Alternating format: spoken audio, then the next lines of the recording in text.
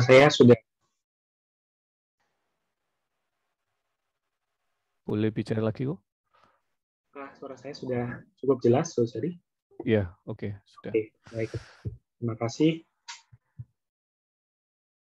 Baik, puji Tuhan, Saudari. Malam ini kita akan melanjutkan topik kita dari Kitab Roma, dari Bible Study Truth and Life.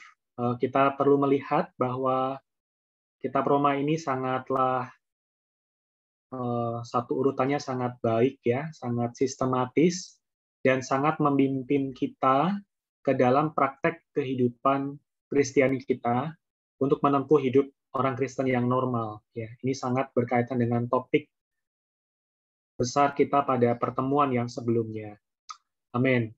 Saudari sekalian, kita malam ini akan membahas mengenai berkuasa dalam hayat dan kehidupan tubuh Kristus. Baik, sebelumnya kita bisa melihat ada 4 pertemuan yang telah membahas beberapa aspek yang ada di dalam kitab Roma. Saya coba kilas balik secara singkat. Dari pertemuan yang pertama, kita melihat bahwa ada pandangan sekilas dari kitab Roma yang memperlihatkan kitab Roma adalah Injil Allah yang memberikan kita keselamatan yang lengkap, bukan hanya menjadi orang Kristen yang terlepas dari dosa, tetapi juga menjadi anggota tubuh Kristus yang normal. Ya, saudari, ini adalah praktek yang sangat sehat karena orang Kristen bukanlah orang Kristen yang individu, tetapi orang Kristen adalah bagian dari tubuh Kristus yang universal. Lalu pertemuan yang kedua, kita bisa melihat ada 2 transfer ilahi. Kita dipindahkan ke dalam Kristus. Ya, kita dipindahkan, dulunya ada di dalam Adam, kini kita ada di dalam Kristus. Dulu kita ada di dalam daging, tapi kita hidup menurut roh ketika kita telah menerima Kristus sebagai hayat kita. Kemudian di pertemuan yang ketiga, kita juga melihat mengenai keesaan yang praktis. Ya. Mari kita melihat lebih dalam lagi, saudari.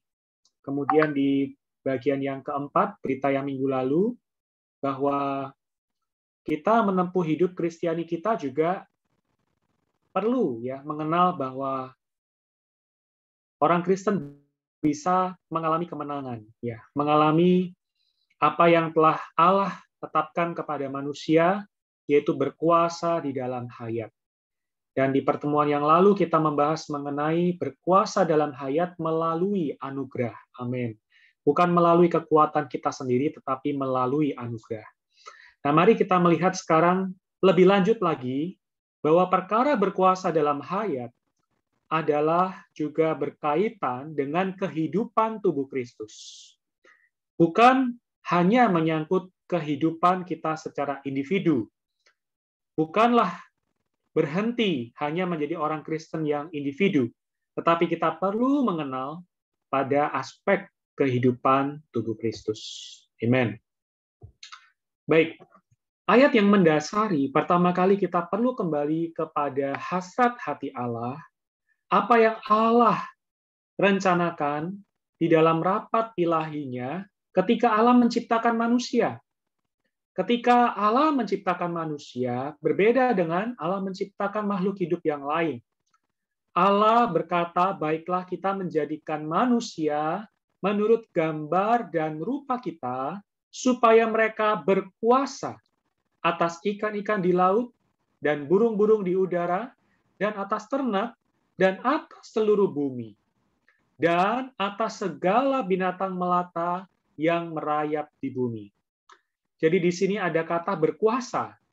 Artinya Allah ingin supaya manusia berkuasa.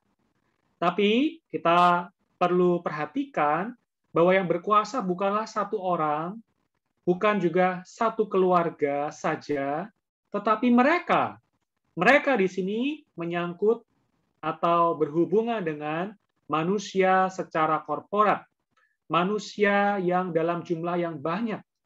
Dan manusia yang berkuasa ini, ya saya sangat yakin Tuhan tidak ingin manusia itu berkuasa menurut ego mereka, berkuasa menurut opini mereka. Ya, kalau hari ini kita melihat yang paling dekat dengan pandangan mata kita adalah berkuasanya pemerintah, berkuasanya para pejabat, dan lain sebagainya. Tetapi mereka punya konsep dan keinginan ya masing-masing. Tetapi kalau kita melihat ayat ini, kehendak hati Allah adalah memang manusia menjadi wakil kuasa Allah di muka bumi. Amen. Terutama kita juga melihat bahwa Allah memiliki musuh. Musuhnya adalah si iblis. Dan Allah perlu mengalahkan musuhnya. Allah menetapkan untuk mengalahkan musuhnya bukan dengan dirinya sendiri mengalahkan iblis ya, karena itu bukanlah satu hal yang mulia baginya. Itu adalah satu perkara yang kecil baginya. Karena itu Allah perlu mendapatkan manusia. Amen. Menjadi wakil kuasanya, menjadi ekspresinya, mengemban gambar dan rupa Allah.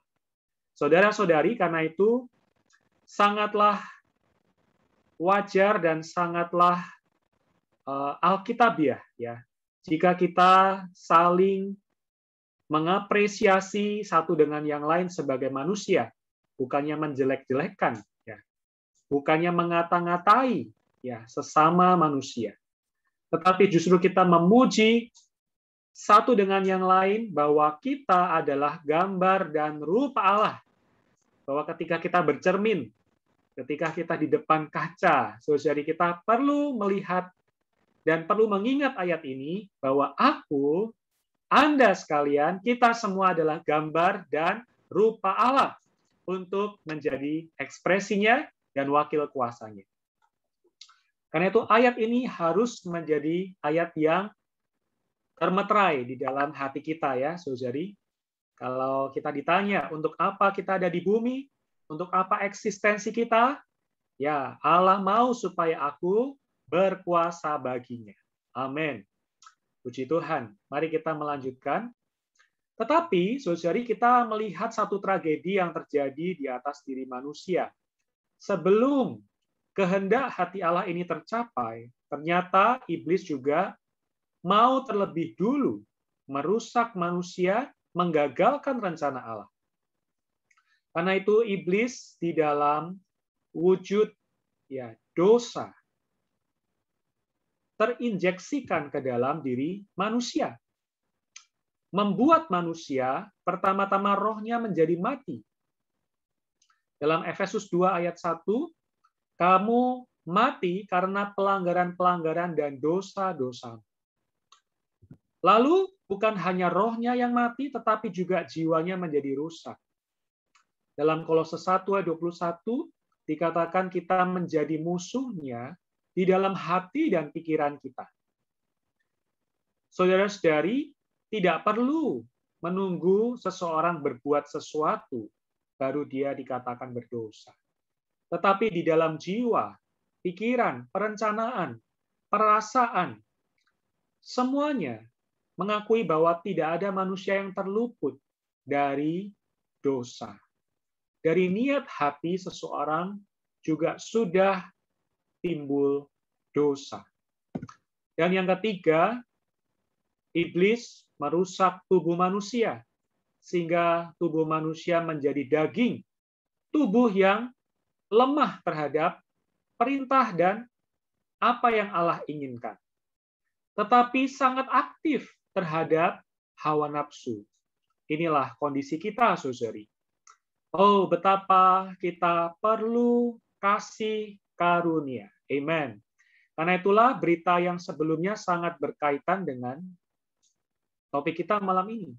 Kita memerlukan keselamatan bukan oleh karena perbuatan baik ataupun usaha lahiriah kita mengubah diri.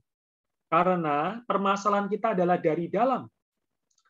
Allah ingin menyelamatkan kita dari dalam kita. Karena itulah Dia datang sebagai manusia. Mari kita melihat bahwa di sini kita mendapatkan 3 musuh yang sebenarnya adalah satu. Ya, ini bisa dikatakan adalah satu susunan ya Tritunggal ya, tapi dalam aspek yang negatif. Ada iblis, dosa, dan maut. Ketika iblis ada di luar manusia, ya dia adalah musuh Allah, musuh manusia. Tetapi ketika iblis ini masuk ke dalam kita, masuk ke dalam manusia, dia menjadi dosa. Dia bersatu dengan manusia. Dan akhirnya upah dosa adalah maut. Jadi ada 3 musuh yang sebenarnya juga adalah satu yang perlu kita kalahkan. Sekali lagi, kita tidak bisa mengalahkannya berdasarkan diri kita sendiri. Tidak ada yang mampu mengalahkan iblis dengan kekuatan sendiri. Dosa, terlebih juga maut. Siapa yang di sini bisa menantang maut? Tidak ada, saudari. Ketika maut menjemput, mau seberapa hebat orang itu, seberapa kaya orang itu, seberapa bermartabat, berkedudukan, tidak mampu mengalahkan maut. Karena itu ini adalah musuh yang Allah ingin tanggulangi. Musuh yang Allah ingin bereskan. Tetapi bagaimana caranya? Bagaimana kita bisa berkuasa, bisa menang terhadap ketiga hal ini? Karena itu kita akan melihat jalan keselamatan Allah. Puji Tuhan, keselamatan ini bukan penemuan manusia, bukan agama buatan manusia. Keselamatan ini bersumber dari diri Allah itu sendiri. Allah lah sang sumber dan dialah sang juru selamat. Haleluya, saudari. Anda dan saya perlu juru selamat. Dia adalah Allah. Dia berinkarnasi. Namanya adalah Yesus Kristus. Menempuh kehidupan manusia yang sempurna. Dia mati tersalib untuk menanggung dosa kita. Dia dikuburkan. Dia bangkit pada hari yang ketiga. Dia terangkat. Dan dia menjadi roh pemberi hayat. Apakah berhenti sampai di sini, saudari? Banyak orang Kristen berhenti sampai di sini. Ada yang menganggap bahwa kematian Tuhan di atas kayu salib sungguh menjamah hatinya. Sungguh penuh dengan ucapan syukur. Tetapi Allah tidak berhenti sampai di sini. Kematian, kebangkitan, keterangkatannya adalah supaya dia sang roh pemberi hayat ini bisa masuk ke dalam diri manusia. Dia melahirkan kita kembali melalui kita percaya kepadanya. Melalui kita terbuka kepadanya. Dengan hati orang percaya dan dengan mulut orang mengaku. Amin. Hasilnya, saudari, kita diselamatkan. Tetapi ini bukanlah akhir. Ini adalah keselamatan yang awal yang Allah berikan kepada kita. Supaya kita melanjutkannya. Kita Filipi mengatakan kita perlu mengerjakan keselamatan ini dengan takut dan gentar. Artinya, keselamatan ini masih terus berlangsung. Keselamatan ini bukanlah berhenti, saya sudah terima Yesus. Titik. Saya tunggu masuk surga. Tetapi keselamatan ini adalah keselamatan yang perlu kita kerjakan. Sehingga bukan hanya roh kita yang diselamatkan, tetapi juga jiwa dan akhirnya tubuh kita. Semua bagian yang dikuasai oleh dosa, maut, oleh iblis, semuanya dikalahkan atau ditelan oleh hayat Kristus. Amin. Saudari, inilah jalan keselamatan Allah. Inilah yang perlu kita nampak.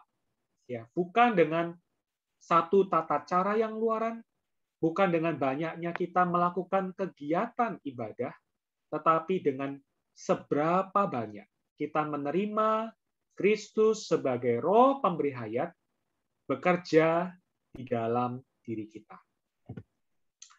Nah, karena itu, saudari, di dalam Roma pasal 5 ayat 21, tadi di potongan yang pertama kita melihat satu fakta bahwa dosa itu berkuasa. Tetapi, saudari, di potongan yang kedua, di ayat yang sama, di sini juga dikatakan demikian kasih karunia akan berkuasa. Kasih karunia akan berkuasa oleh kebenaran untuk hidup yang kekal oleh Yesus Kristus Tuhan kita.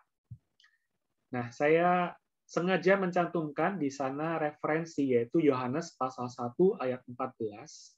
Saudari bisa membuka ayat ini, karena di sana jelas dikatakan bahwa Allah, Sang Firman itu, telah menjadi manusia. Penuh dengan kasih karunia dan kebenaran. Artinya apa, saudari? Allah yang menjadi satu dengan manusia, menjadi satu dengan diri kita, inilah yang disebut kasih karunia. Kasih adalah diri Allah, karunia artinya diberikan. Allah itu yang diberikan kepada kita.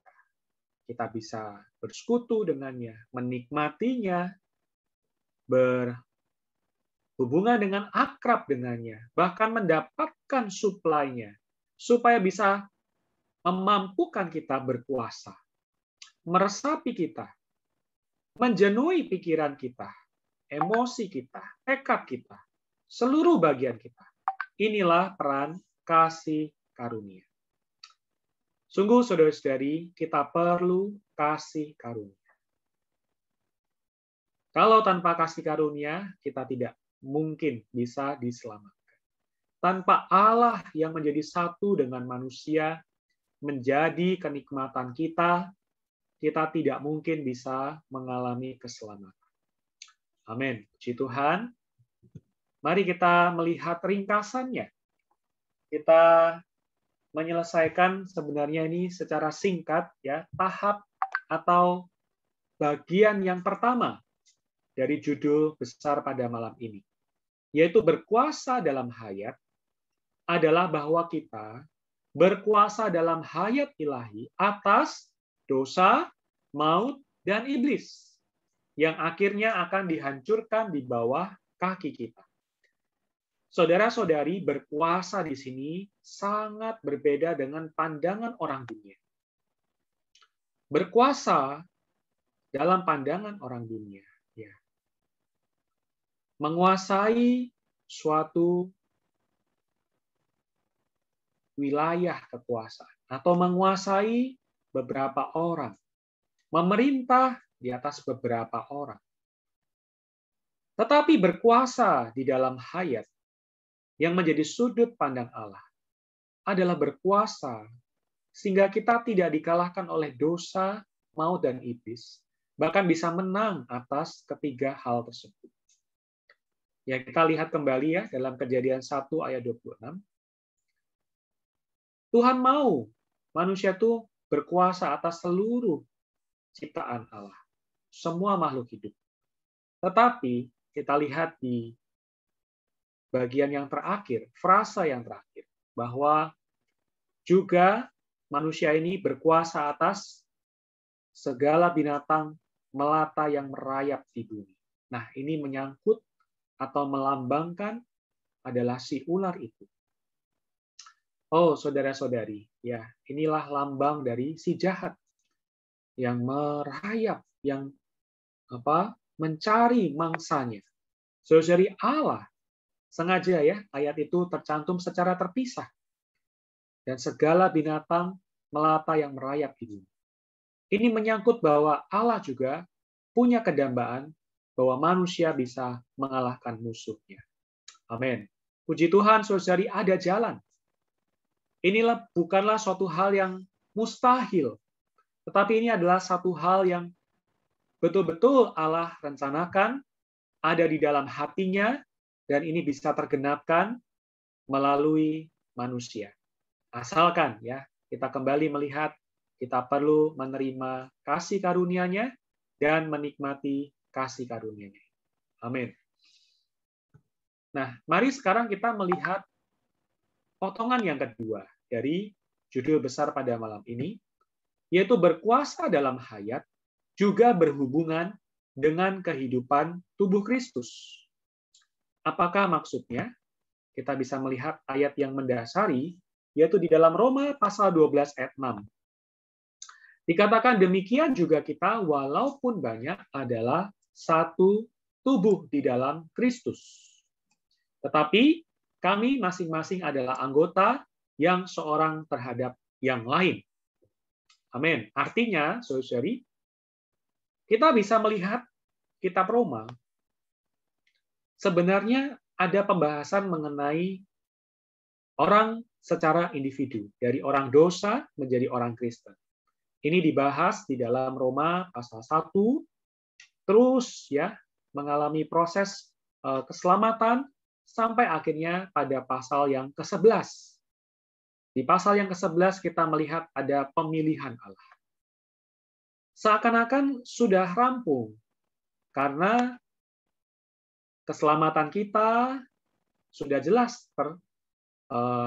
terjelaskan dalam Roma dari pasal 1 sampai pasal 11. Tetapi masih ada Roma pasal 12 sampai pasal 16, yang sebenarnya ini adalah yang bisa merampungkan hasrat hati Allah. Jadi Allah melalui Rasul Paulus mewahyukan bahwa keselamatan secara individu itu belum cukup. Kita perlu melihat bahwa kita diselamatkan adalah untuk menjadi bagian dari anggota tubuh Kristus. Kita melihat apa yang dialami Rasul Paulus. Paulus ketika dia diselamatkan, dia nampak terang yang besar. Ketika itu ada suara yang berkata, Saulus, Saulus, mengapa engkau menganiaya aku? Aku di sini adalah Tuhan Yesus. Paulus tidak pernah menganiaya Tuhan Yesus secara fisik. Tetapi yang dia aniaya adalah murid-muridnya. Yang di dalam konteks dari ayat ini adalah anggota-anggota tubuhnya. Artinya apa yang dirasakan oleh anggota-anggota tubuh Kristus di bumi, juga dirasakan oleh Sang Kepala, yaitu Kristus. Pewahyuan ini membuat Rasul Paulus berubah total. Bukan hanya menjadi orang Kristen yang individual, tetapi dia nampak bahwa dia adalah bagian dari tubuh Kristus yang besar, yang universal, yang mencakup semua anak-anak Allah di muka bumi, termasuk Anda dan saya. Jadi saudara-saudari, kita tidak sepatutnya memecah belah tubuh Kristus dengan perbedaan paham, perbedaan pendapat, berseteru karena saya lebih cenderung pada tokoh A, tokoh B, dan lain sebagainya. Saudara-saudari, Allah menghendaki gerejanya satu tubuh Kristus terbangun. Amin. Lalu di dalam ayat yang berikutnya, nah ini adalah ayat yang menjadi ayat penuh sukacita dan kemenangan ya, saudari, yaitu di dalam Roma pasal yang terakhir, Allah sumber damai sejahtera segera menghancurkan iblis di bawah kakimu. Sekali lagi, kakimu di sini itu adalah setelah Rasul Paulus membicarakan mengenai gereja, mengenai anggota tubuh Kristus. Berbicara mengenai kehidupan tubuh Kristus. Jadi kakimu ini bukanlah kaki saya, bukan kaki seorang individu, bukan kaki Paulus sendiri, bukan segolongan orang, tetapi kaki dari tubuh Kristus, gerejanya, korporat. Ya, jadi saudari sangat jelas dan sangat bermakna bahwa kita, sehebat-hebatnya kita, sekuat-kuatnya kita tidak bisa meninggalkan kehidupan gereja. Kehidupan sebagai anggota tubuh Kristus. Nanti saya akan ceritakan beberapa pengalaman saya, saudari, yang sampai saat ini menguatkan saya untuk menempuh kehidupan gereja. Saya tidak tahu apa jadinya jika saya tidak ada anggota tubuh yang menopang saya.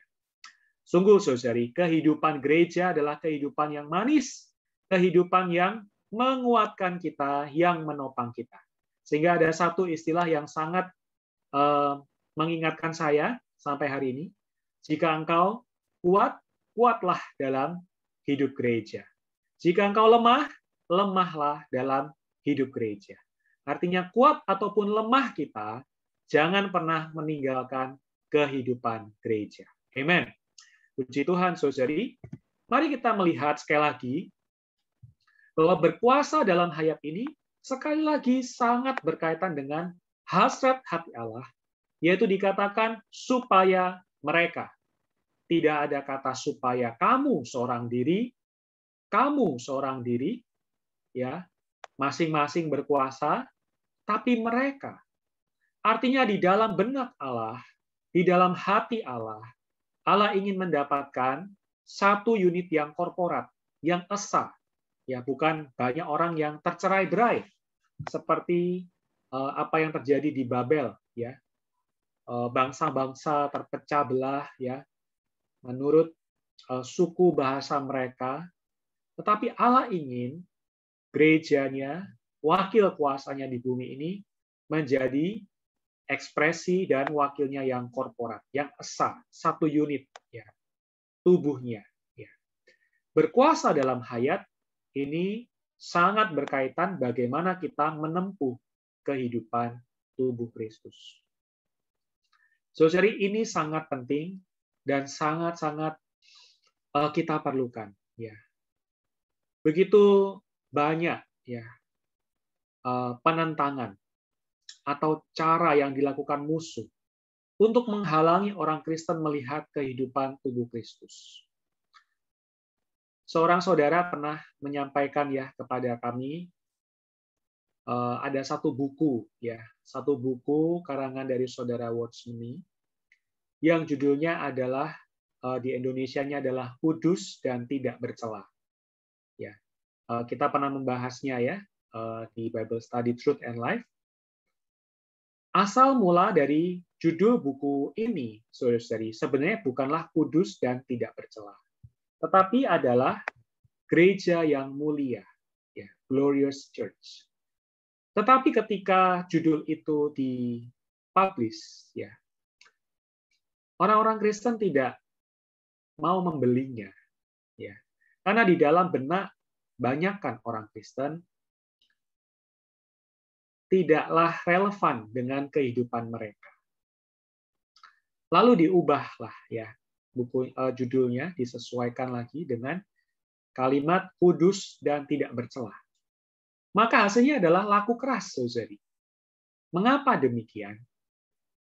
Dari melihat perubahan sikap dari orang Kristen, ketika judulnya ini diubah yang sesuai dengan kebutuhan pribadi, kudus, tidak bercela, ini kan menyangkut pada ekspresi kebajikan, ya, yang bisa dimiliki oleh orang Kristen, ya, menjadi kudus, tidak bercela. Wah, banyak orang Kristen berbondong-bondong membeli buku ini.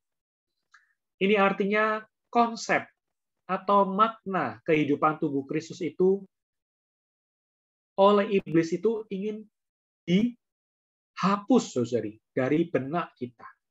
Membuat kita itu membangun pribadi kita masing-masing, membangun apa adanya kita masing-masing, menjadi pribadi yang baik, menjadi pribadi yang unggul, tetapi melupakan apa yang Allah inginkan untuk mendapatkan manusia yang korporat. Wah, ketika saudara ini menceritakan hal ini, ya, saya kembali tergugah, saudari, betapa ini adalah hal yang mustika, yang harus juga diberitakan kepada banyak orang Kristen, yaitu kehidupan tubuh Kristus.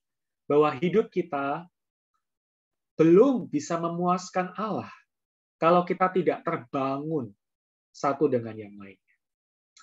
Ya, sebuah rumah, saudari, tentu bukanlah terdiri dari batu bata yang berantakan, yang hanya dikumpulkan, tetapi adalah batu bata yang tersusun dengan rapi. Inilah pembangunan, dan inilah ilustrasi dari kehidupan tubuh Kristus. Jadi jika Anda yang di sini, saudari, pernah atau sudah berada dalam kehidupan gereja, ada pelayanan juga, saudari, dan merasa ada gesekan di sana-sini, tidak cocok satu dengan yang lain. Kita menyadari bahwa membangun kehidupan tubuh Kristus itu tidaklah mudah, ya. Tidaklah instan. Perlu kita menanggulangi ego kita, menyingkirkan segala pandangan pribadi kita, rela untuk dimatikan agar gerejanya bisa terbangun. Amin. Baik, saya akan lanjutkan, saudari. Mari kita melihat langkah demi langkah yang ternyata juga telah tercantum di dalam Roma pasal 12 ini, yaitu bagaimana kita secara praktis bisa menempuh kehidupan tubuh Kristus, tentunya dalam tadi topiknya berkaitan dengan berkuasa dalam hayat. Ya. Jadi hal yang pertama adalah kita perlu mempersembahkan tubuh kita. Karena itu Rasul Paulus membuka pasal 12 ini dengan satu nasihat. Tidak pernah ada kata paksaan ya untuk menempuh kehidupan gereja. Yang ada adalah nasihat. Sama halnya dengan Anda sekalian, kita semua di sini, tidak ada seorang pun yang bisa memaksa kita untuk menempuh hidup gereja. Ya. Jika kita masing-masing berkata, saya tidak mau, ya Allah pun tidak bisa berbuat apa-apa, saudari ya. Tentunya Allah bisa mengatur situasi, ya. Tetapi tetap tekad keputusan itu sesuai dengan ayat ini, Rasul Paulus menasihati. Menasihatkan kamu supaya kamu mempersembahkan tubuh. Artinya untuk menempuh hidup gereja secara praktis, tubuh kita haruslah dipersembahkan. Malam ini, saudari mempersembahkan tubuhnya, mata, telinga, ya, tangan membuka Alkitab, duduk dengan menghadap kepada pembicaraan ini, mencatat. Saudari, ini adalah satu hal yang praktis. Mungkin saudari juga sudah mempersiapkan diri, ya, berdoa terlebih dulu sebelum mengikuti Bible study ini. Ini adalah mempersembahkan tubuh. Sudah prepare ya. Mungkin ada yang baru pulang dari kerja, ya langsung mandi. Mungkin ada yang belum sempat makan, ya. Mempersembahkan tubuh sebagai persembahan yang hidup, yang kudus dan yang berkenan kepada Allah. Itu adalah ibadahmu yang sejati. Sebenarnya terjemahan aslinya adalah ibadahmu yang masuk akal.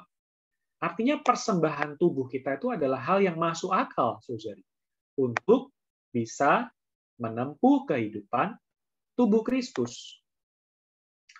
Kalau kita tidak mempersembahkan tubuh, misalkan ya, ketika kita sudah bisa berkumpul bersama on-site, tubuh kita tidak ikut di dalam pertemuan ibadah. Maka ini tidaklah praktis, tidaklah logis. Ya, saya ikut ibadah, tapi saya di rumah. Roh saya menyertai Anda. Saudari ya, Anda berdoa di balai tempat ibadah, ya. Saya di rumah. Saya menyertai, saya mendoakan Anda. Wah, saudari, ini memang sepertinya rohani ya, tetapi tidak praktis. Mempersembahkan tubuh adalah langkah yang pertama. Oke. Kemudian yang kedua, kita perlu mempersembahkan diri kita untuk diubah. Diperbarui pikirannya. Jangan menjadi serupa dengan dunia ini. Kehidupan gereja akan membuat kita ya tidak menjadi serupa dengan dunia ini, tapi berubah oleh pembaharuan budi atau pikiran. Karena pikiran inilah ya yang menjadi pintu masuk ya. Banyak orang ini diserupakan dengan dunia. Gadget, tontonan sosial media, begitu banyak sudah merubah warna dari anak-anak kita, ya, anak-anak remaja, mereka yang masih kecil sekalipun. Mengapa? Karena dunia ini sedang mengubah, ya, sedang menyerupakan banyak orang kepada gambar dunia ini. Ya. Hari ini begitu banyak orang telah dibuat modelnya ya serupa dengan dunia ini. Dunia ini beraneka ragam, banyak jurusan ya, saudari, banyak bidang yang Anda mau. Mungkin Anda suka dunia drama Korea, ya kesanalah iblis akan menggiring. Ya, kalau dunia yang disukai adalah dunia olahraga, ya maka sekelompok orang itu akan digiring ke sana, disedot, ya waktunya, bahkan pergaulannya, bahkan bajunya, bahkan poster yang ada di kamarnya akan membuat dia menjadi serupa dengan dunia itu. Begitu banyak ragam, saudari. Tetapi Allah mau menyelamatkan kita setelah kita mempersembahkan tubuh, maka puji Tuhan. Allah punya satu tumpuan untuk bisa mengubah pikiran kita, memperbarui pikiran kita. Ingat ya tadi, saudari, di dalam pikiran kita ini, awalnya kita adalah orang yang bermusuhan dengan Allah. Ya. Karena itu Allah perlu waktu ya untuk mengubah kita melalui rohnya, melalui firman-Nya, melalui pengudusannya, hari demi hari. Walaupun baca Alkitab kita mungkin kurang mengerti ya, saudari, tetapi ada unsur ilahi yang sedikit demi sedikit akan ditambahkan ke dalam kita. Kemudian yang ketiga, kita akan hasilnya bisa mengenal kehendak Allah. Puji Tuhan, saudari, mengenal kehendak Allah. Mana yang baik, yang berkenan kepada Allah, dan yang sempurna. Sungguh, saudari, inilah yang kita perlukan untuk bisa menempuh kehidupan tubuh Kristus. Nah, ini adalah ringkasannya ya terhadap diri sendiri. Jadi ada 3 hal. Mempersembahkan tubuh kita, diperbarui pikiran kita, dan akhirnya kita mengenal kehendak Allah. Mengenal apa yang Allah inginkan. Amin. Kita masuk ke dalam terhadap kehidupan yang korporat tubuh Kristus bersama dengan anggota tubuh yang lain. Juga terbagi dalam 3 hal, saudari. Yang pertama, kita perlu menyadari kita adalah anggota tubuh Kristus. Kesadaran ini sangat penting, saudari. Kalau seorang tidak menyadari dia adalah anggota tubuh Kristus, maka misalkan saya ya tidak menyadari, maka saya akan berbuat seenak saya. Menurut apa yang saya anggap baik tanpa memperhatikan perasaan saudara-saudari seiman yang lain. Contohnya, saudari ya, ketika saya bersama dengan orang yang baru percaya Tuhan, baru dibaptis misalkan, ya, saya tidak menjaga ya tutur kata saya, ya, ataupun sikap saya, maka orang itu bisa tersandung. Ini banyak hal ya, saudari ya, banyak contoh. Nah, saya ingin menceritakan sedikit pengalaman saya, tapi ini adalah pengalaman yang sebenarnya kegagalan saya. Tapi ini membuat saya menyadari ya bahwa latihan untuk menjadi anggota tubuh Kristus itu adalah seumur hidup, saudari. Jadi pengalamannya adalah demikian. Ketika saya berada di sekolah Alkitab, ya kurang lebih 8 atau 9 tahun yang lalu ya, saudari. Saat itu kita tinggal di satu tempat atau kita sebut ya asrama yang sama, gitu ya, tempat tinggal yang sama. Nah, ada saatnya kami ini diberi kesempatan untuk belanja keperluan sehari-hari ya, saudari. Dan itu biasanya di hari Senin dan waktunya juga sangat singkat, 1 jam. Ada bus yang mengantar kami, mengantar kami, lalu diberi waktu betul-betul 1 jam ya, karena akan ada jadwal yang lainnya lagi. Kemudian singkat cerita, saya memberi satu kotak ya, kotak plastik, kotak plastik untuk menaruh atau merapikan barang-barang yang ada di kamar ya. Jadi kotak itu diperlukan untuk ditaruh di kamar, merapikan barang-barang kecil ya, seperti gunting kuku ya, dan lain sebagainya, cepit dasi dan lain sebagainya. Nah, lalu singkat cerita, saudari, karena waktu sudah mepet ya, sudah hampir 1 jam, kami mengantri kan di kasir ya untuk membayar. Kemudian saya baru menyadari ketika mau bayar, ya di belakang saya sudah ada seorang saudara yang mengantri juga, teman sama-sama sekolah Alkitab. Saya melihat ada cacat ya di kotak itu, ada bagian yang cacat sedikit ya. Tapi jamnya mepet, mau balik untuk ambil barang yang baru ditukar sudah nggak sempat ya. Tapi saya ingin beli barang yang bagus, yang tidak cacat. Ya. Tapi sebenarnya fungsinya masih bisa dipakai untuk menyimpan barang. Nah, saudara yang di belakang saya yang mengantri itu juga membeli barang yang sama, persis, tapi tidak cacat, ya, mulus gitu ya. Saya mau balik, saudara itu tanpa ada kata-kata, ya, langsung menukar, saudari, menukar barangnya yang bagus itu dan barang saya yang cacat itu dibeli olehnya. Saudari tahu apa maksud saya? Sangat singkat pengalamannya, tapi menerangi saya. Menerangi saya bahwa saya tidak memperhatikan anggota tubuh yang lain. Kalau saya kembali mengambil barang, akhirnya seluruh rombongan itu akan terlambat. Bisa kena minus. Banyak hal yang terjadi ya. Kegiatan yang lain tertunda. Tapi saudara itu hanya dengan tanpa ada kata-kata, saudara ya, menukarnya saja. Selesai. Dia ambil barang yang jelek, yang ada cacatnya, saya terima barang yang bagus. Tapi saudari, terang yang besar dari Tuhan itu menyoroti saya. Wah, saya ini begitu penuh dengan keegoisan. Memperhatikan diri sendiri. Tidak memperhatikan seluruh rombongan bus. Wah, saudari, pengalaman itu sampai hari ini menerangi diri saya. Puji Tuhan, saudari, atas kehidupan tubuh Kristus. Kita perlu sadar ya bahwa apa yang kita hari ini kerjakan sangat mempengaruhi kehidupan gereja. Jika kita lemah, saudari, apakah kita menganggap, oh cuma saya saja yang lemah? Ketika ada satu jari kelingking saya yang sakit, ya, itu akan mempengaruhi ya seluruh anggota tubuh Kristus yang lain. Amin. Saya lanjutkan ya, saudari. Karena itu anggota tubuh Kristus perlu menyadari ya, dia adalah anggota dan punya fungsi yang beraneka. Ya. Kita tidak perlu membanding-bandingkan ya, saudari ya. Seorang saudara bisa melayani dalam hal ini, dalam hal itu. Kita punya fungsi yang beraneka. Puji Tuhan.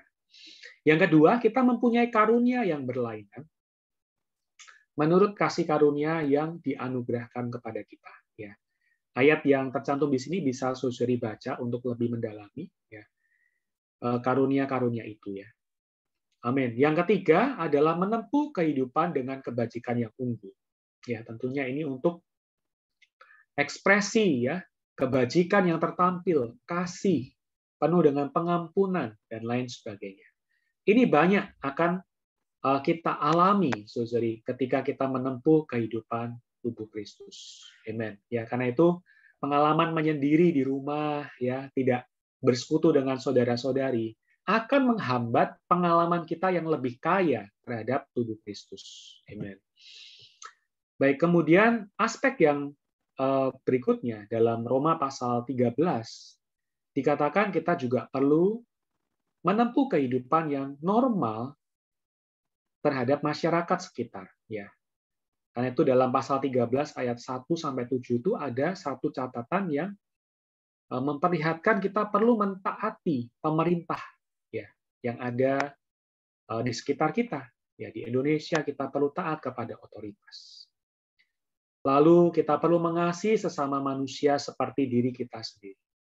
Dan yang terakhir kita perlu hidup berjaga-jaga. Ya, hari ini kita hidup tidak kendor, ya kita hidup berjaga-jaga karena kita menantikan kedatangan Tuhan. Ya, kita tidak bisa menjadi orang yang serupa dengan keinginan masyarakat pada umumnya, ya, saudari. Seperti halnya ya, mungkin lumrah bagi orang untuk pergi ke bioskop menghabiskan beberapa jam di sana, atau ya ke tempat-tempat hiburan menghabiskan waktu di sana. Apakah orang Kristen ada kedamaian, damai sejahtera ketika ke sana? Ya, ini tentu tergantung pada hubungan kita ya, secara pribadi dengan Tuhan. Amin. Baik, saudari, demikian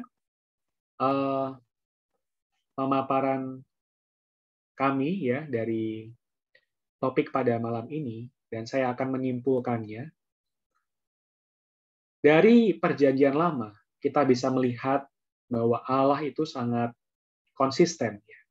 Allah ingin mendapatkan satu pembangunan rumahnya. Di yang paling kanan, saudari, kita bisa melihat contoh Mbah Kranu yang menjadi satu prototipe ya dari pembangunan rumah Allah. Memang hanya ada satu keluarga di sana, dan memanglah satu hal yang sehat menempuh hidup gereja adalah dari rumah kita. Ada Nuh, ada istrinya, ketiga anaknya, ketiga menantunya, masuk ke dalam bahtera. Satu keluarga yang diselamatkan dari air bah, dari dunia penghakiman Allah, dan mereka keluar dari air bah untuk berkuasa bagi Allah. Kemudian ada gambaran yang kiri saudari, yaitu tabernakel, kemah suci, yang juga dibangun dari papan-papan yang tersusun, diikat menjadi satu. Ini menandakan bahwa ada pembangunan. Artinya kita satu papan demi satu papan, kita mau nggak diikat dengan yang lainnya? Kita mau tidak berkoordinasi, bersekutu, tidak memutuskan dengan kemauan diri sendiri. Saudari, saya sampai hari ini juga masih belajar, belum lulus. Mari sama-sama kita belajar. Dan gambaran yang ketiga juga dilihat dari bait suci yang dibangun pada zaman Salomo. Bait suci yang megah, di mana Allah memberikan kita gambaran bahwa bait suci ini adalah melambangkan kehidupan gereja. Bait suci di dalam 2 Korintus mengatakan bait suci ini adalah tubuhmu. Tapi secara besar, secara skala besar, bait suci ini menyangkut adalah gereja, kaum beriman, yang terbangun menjadi satu. Amin. Baik. Karena itu, bagaimana langkah praktisnya, saudari? Mari kita mulai dari rumah kita. Amin ya. Tuhan berkata, rumahku adalah rumah doa. Saudari, mari, mumpung di masa pandemi sebenarnya banyak kesempatan kita bertemu dengan anggota keluarga. Tapi mungkin banyak orang tidak menyadari bahwa justru kesempatan pandemi ini lebih banyak kita membangun kehidupan yang rohani di rumah, berbangun bersama dengan anggota keluarga kita. Saya juga belajar, saudari. Kemarin malam sharing bersama dengan istri, sharing firman, membahas satu firman, sangat menerangi, dan kami juga berdoa saling menguatkan. Oh, saudari, sangat manis kalau kita bisa membangun kehidupan ini dari rumah kita. Banyak mungkin kejadian saudari, orang yang mungkin aktif melayani, tapi rumah terbengkalai. Ini menjadi juga peringatan buat saya. Oh, jangan sampai saya menjadi orang yang begitu aktif melayani orang lain, tetapi amburadul di rumah tidak terurus, tidak tergembalakan, anak tidak terawat bukan hanya secara makanan, pendidikan, tapi juga secara kerohanian. Amin. Saudari, mari kita serukan atau proklamirkan sama-sama Yohanes 24 ayat 15b, saudari jika berkenan membuka mic juga boleh, saudari 3, 2, 1. Tetapi aku dan seisi rumahku, kami akan beribadah kepada Tuhan. Amin. Mohon maaf, ini ada kesalahan ketik bukan Yohanes, tapi Yosua. Perjanjian lama Yosua pasal 24 ayat 15b. Ini adalah seruan Yosua, proklamir dari Yosua bahwa dia dan seisi rumahnya akan beribadah kepada Tuhan. Amin. Jadi kita bisa simpulkan malam ini, saudari, di dalam hayat ilahi kita memiliki anugerah. Allah yang kita nikmati, Allah yang terwujud di dalam kita, dan juga Dia adalah Roh yang hidup. Artinya anugerah ini secara sederhana adalah Allah yang bersatu dengan kita, menjadi kenikmatan kita. Dan untuk memelihara kesatuan yaitu kehidupan gereja dalam unit yang terkecil adalah kehidupan keluarga. Memelihara kesatuan ini juga adalah bagian dari berkuasa dalam hayat. Ya.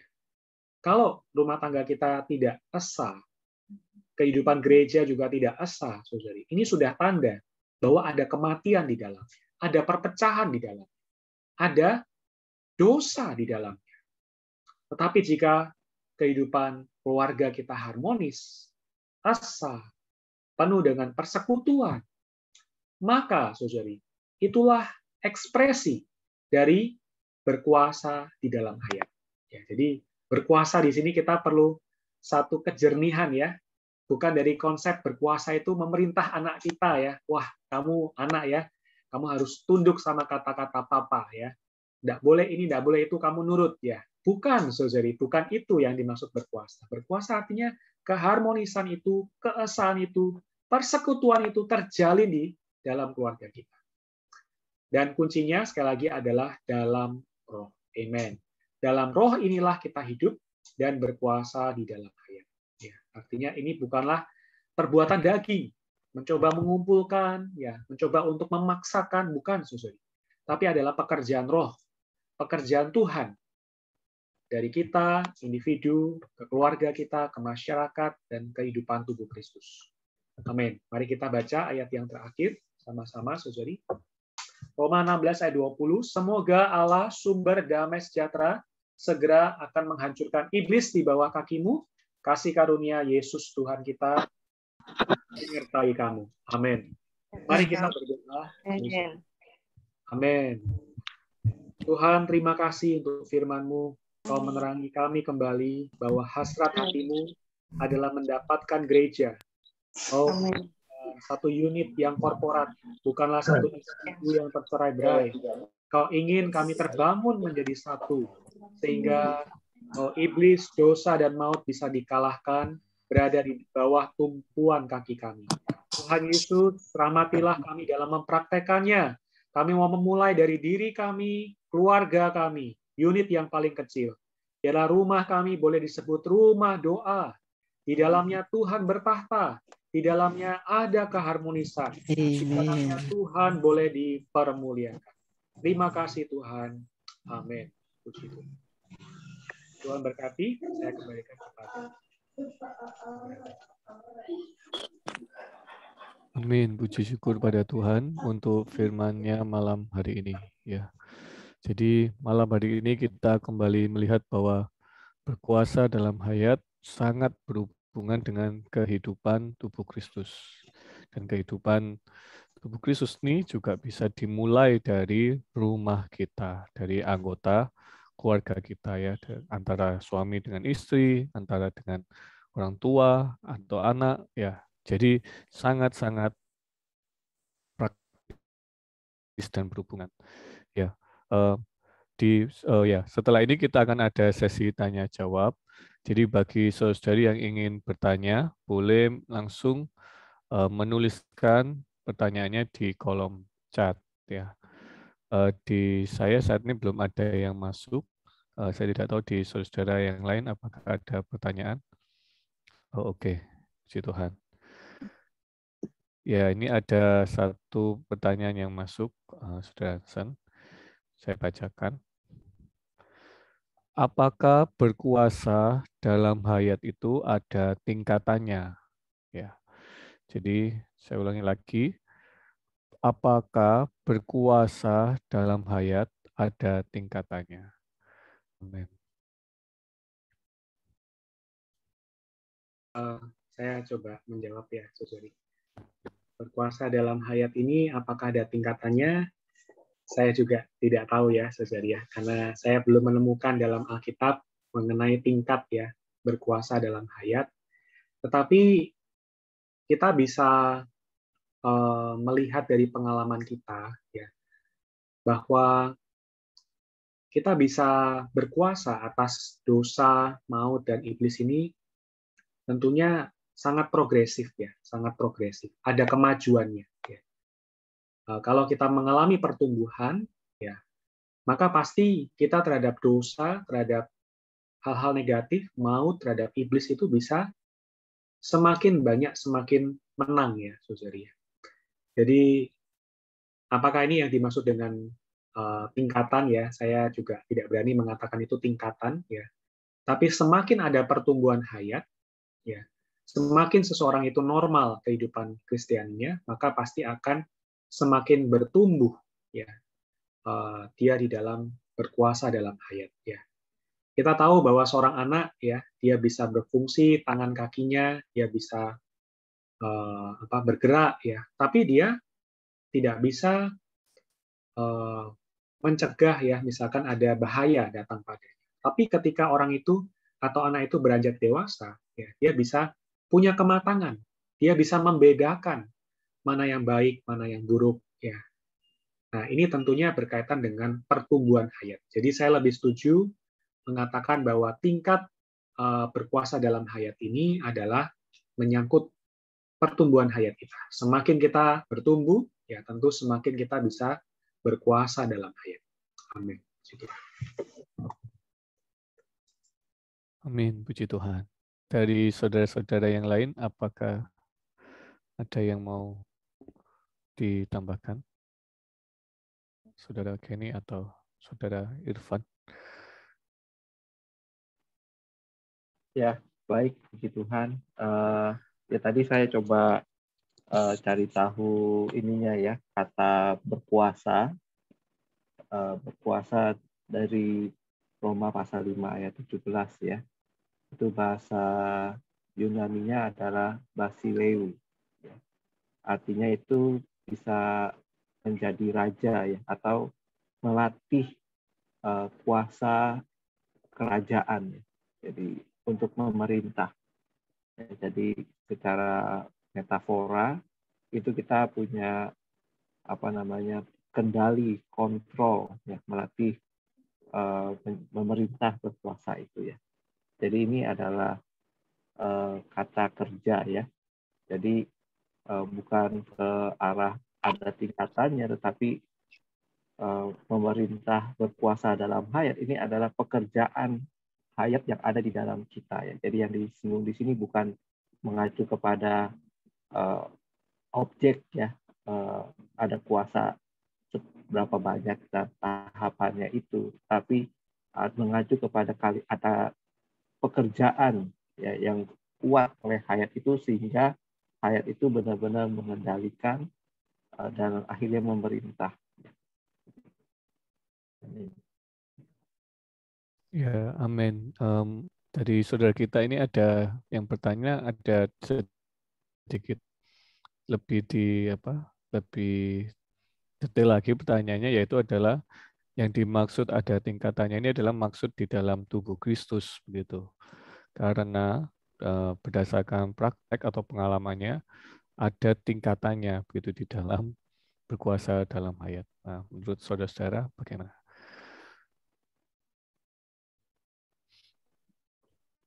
Mungkin tadi yang dimaksud apakah dalam tubuh Kristus itu bisa dibilang mulai dari lingkupan keluarga, lalu lingkupan apa? Apakah begitu maksudnya? Gitu. Oh, iya. Jadi ya saudara kita ini ketika membahas mengenai ininya praktek berkuasa, praktek memerintah di dalam tubuh Kristus ya, sangat menarik ya. Tadi pagi saya juga membaca ya, praktek dalam tubuh Kristus ini sungguh sangat di dalam pengalaman ya sangat berbeda dengan pandangan kita ya. Kalau misalkan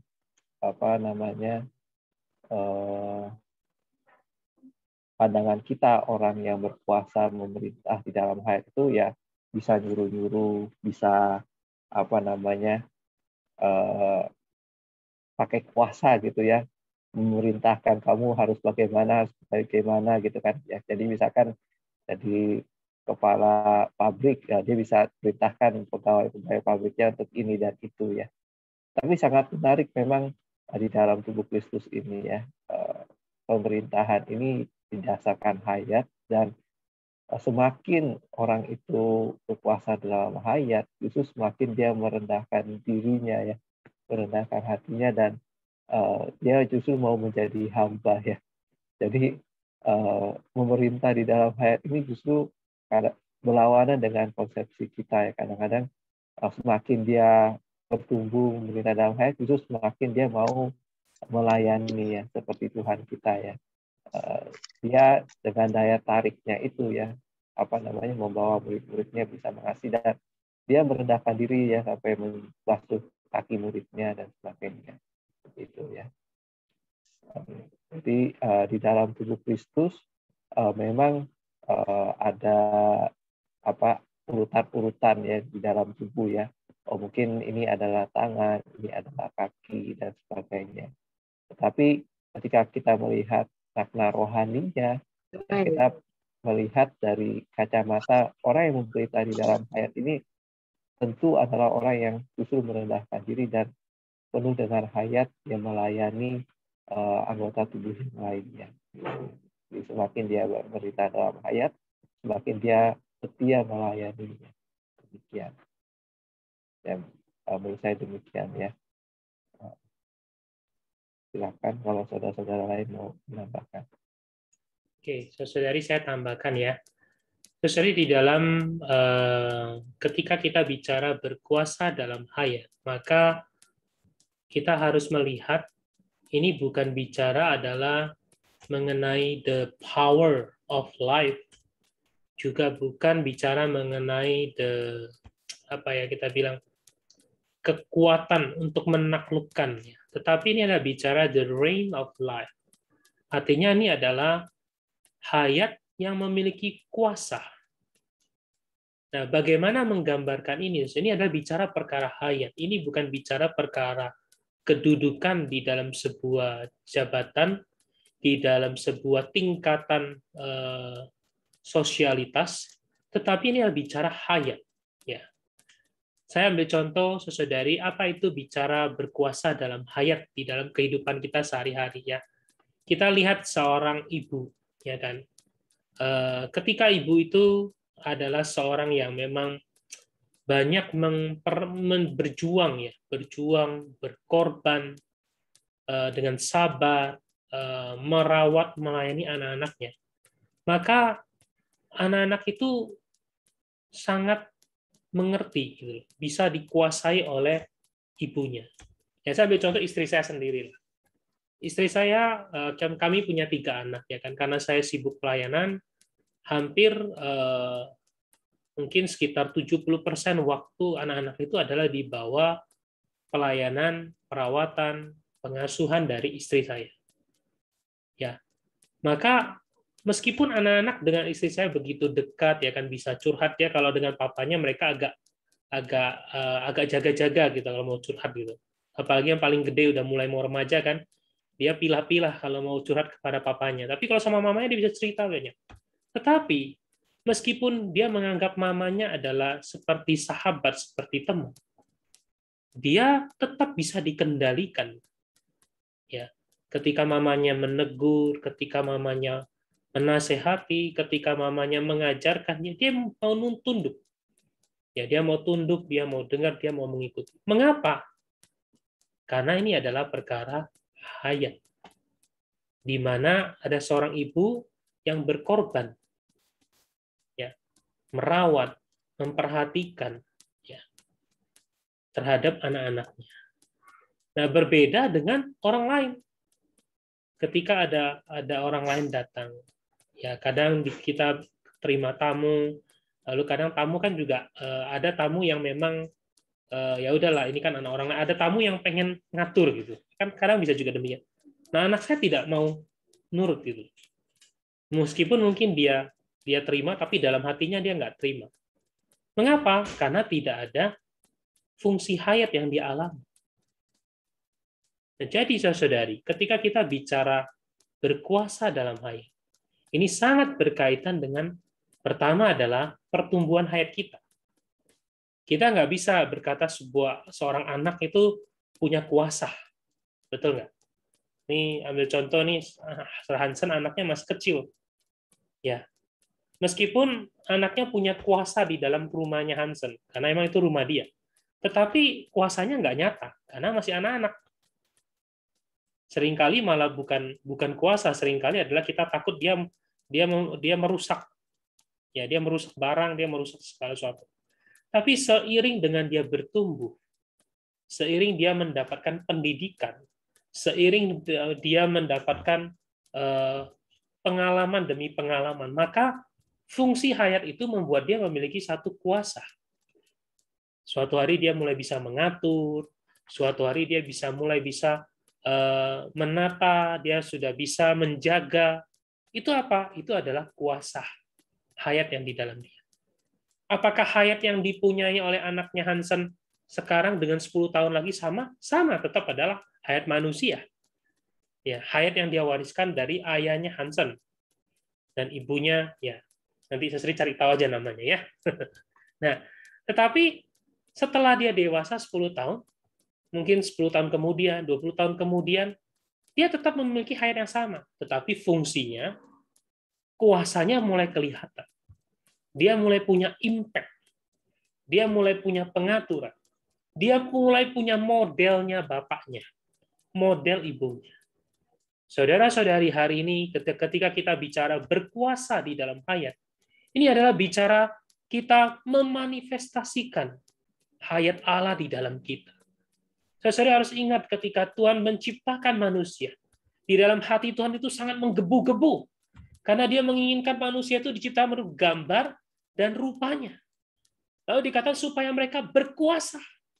Jadi ketika manusia itu punya gambar, punya ekspresi Allah, baru dikatakan supaya mereka berkuasa.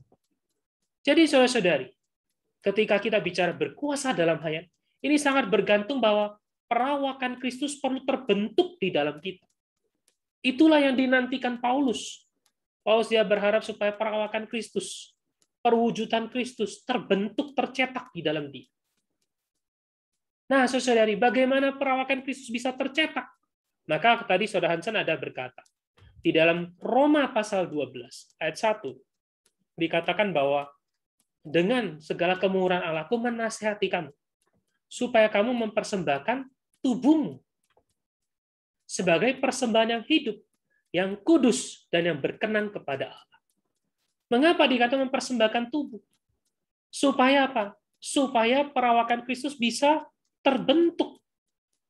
Tidak hanya ada di dalam rohnya, karena kalau kita bicara roh Allah ada di dalam diri Paulus, di dalam Roma pasal 8 dia menceritakan. Tapi sampai di Roma pasal 12, kita melihat ada satu tubuh yang dipersembahkan. Jadi dalam Roma pasal 8 kita melihat ada roh perbauran. Karena itu dikatakan roh Allah bersaksi bersama-sama dengan roh kita bahwa kita adalah anak-anak Allah. Lalu dia mulai menceritakan pasal 9, 10 pemilihan Allah. Lalu mulai membicarakan bagaimana Allah membentuk, mengubah jiwanya. Sampai di pasal 12 dia bicara persembahkan tubuh. Lalu yang sangat unik, saudara, ketika kita mempersembahkan tubuh kecil kita, barulah kita baca di ayat berikutnya, ada realitas tubuh Kristus. Jadi saudara kita lihat, berkuasa dalam hayat, melalui langkah pertama kita mempersembahkan tubuh kita, barulah kita bisa menghasilkan berkuasa di dalam hayat, nyata di dalam tubuh Kristus. Ini bukan bicara tingkatan, siapa lebih hebat, siapa lebih enggak. Ini berbicara siapa yang lebih berkorban. Ini berbicara siapa yang lebih mempersembahkan tubuhnya. Mengapa Rasul Paulus terhadap gereja di Korintus, Paulus bisa begitu kuat, menegur?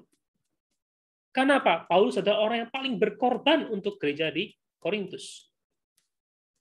Ya, jadi saudara-saudari, ketika kita bicara apakah berkuasa ini ada tingkatnya? Ini bukan bicara tingkat, ini bicara berapa banyak pengorbanan. Karena itu saudari, mari ya, kita mau berkuasa dalam hayat, tidak ada jalan lain. Persembahkanlah tubuhmu sebagai persembahan yang hidup, yang kudus, dan yang berkenan kepada Allah. Itulah ibadahmu yang sejati. Amin. Puji Tuhan. Amin, puji Tuhan. Sangat jelas ya, saudara-saudari. Jadi kuncinya adalah berkuasa dalam hayat adalah banyak berkorban ya, banyak berkorban. Amin, mempersembahkan diri kepada Tuhan. Baik, berhubung waktu untuk pertanyaan sudah di stop dulu. Kita ada 2 pertanyaan, saya bacakan ya. Apakah pertumbuhan dalam hayat itu bisa dipercepat? Ya, pertanyaan pertama adalah demikian. Karena terkadang banyak hambatan dan persoalan pribadi. Bagaimana mengejar waktu yang terhilang ini? Nah, jadi apakah pertumbuhan dalam hayat bisa dipercepat? Karena sebelumnya sudah banyak waktu-waktu yang hilang. Nah, bagaimana mengejar waktu yang hilang ini? Ya, saya coba jawab, Saudari. Jadi di dalam Roma pasal 8 ya, ayat yang ke-23, ya, di sana Rasul Paulus mengatakan ya bahwa di dalam kita itu ada satu keluhan ya dalam hati ya. Keluhan ini bukan keluhan keluhan ada masalah, keluhan akan itu ya, masalah pribadi yang di luar ya. Tapi adalah keluhan dalam hati sambil menantikan kita ini akan dipermuliakan ya. Ayatnya secara lengkap mengatakan kita juga mengeluh dalam hati kita sambil menantikan pengangkatan sebagai anak, yaitu pembebasan tubuh kita. Artinya adalah saat di mana kita ini bisa matang. Nah, jadi memang kedambaan saudari yang bertanya ini sangat sesuai ya dengan Alkitab. Di dalam kita tuh ada satu kedambaan untuk bisa dimuliakan, yaitu mengalami pertumbuhan. Nah, tetapi kita juga bisa melihat di Roma pasal 8 ayat 28 ya bahwa Allah kita itu adalah Allah yang turut bekerja dalam segala sesuatu untuk mendatangkan kebaikan bagi mereka yang mengasihi Dia. Dan kebaikan di sini dijabarkan di ayat 29 30 ya bahwa kebaikan ini menyangkut Allah yang sudah memilih, Allah yang sudah menentukan, dan Allah yang juga menyerupakan kita dengan gambar anaknya, yaitu gambar putra sulung, yaitu Tuhan Yesus Kristus. Ya. Artinya, bisakah mengalami pertumbuhan hayat dengan lebih cepat? Bisa, saudari ya. Karena Allah kita adalah Allah yang bekerja. Ya. Ada hambatan, ya sama. Saya juga mengalami banyak hambatan, ya persoalan pribadi. Kita ingin mengejar, ya. Karena itu kedambaan kita perlu terus dijaga. Ya. Kedambaan kita roh yang damba ya, hati yang mendambakan pertumbuhan itu perlu terus dibarakan. Nah, tentu dengan semakin mengasihi Tuhan seperti dalam Roma pasal 8 ayat 28, mengasihi Tuhan membuat kita bisa melihat banyak hal itu mematangkan kita lebih cepat ya, saudari. Makin kita mempersembahkan diri, makin kita mengasihi Tuhan dengan mutlak, maka kita bisa mendapatkan pertumbuhan hayat ya lebih cepat, lebih progresif ya, saudari. Demikian saya menjawabnya. Amin. Amin. Ya, saya teringat satu ayat ya, lebih baik 1 hari di pelataran Tuhan daripada 1000 hari di tempat lain ya. Jadi ya kalau asal kita di tempat di Tuhan, di rumah Tuhan, di tempat Tuhan ya, di dalam hidup gereja, wah itu juga membantu ya, membantu pertumbuhan hayat kita. Dan kita juga perlu belajar taat tadi ya, di Roma 8:28 perlu belajar taat terhadap segala sesuatu yang Allah aturkan, karena di dalamnya ada Allah bekerja. Baik, langsung saja pertanyaan terakhir ya.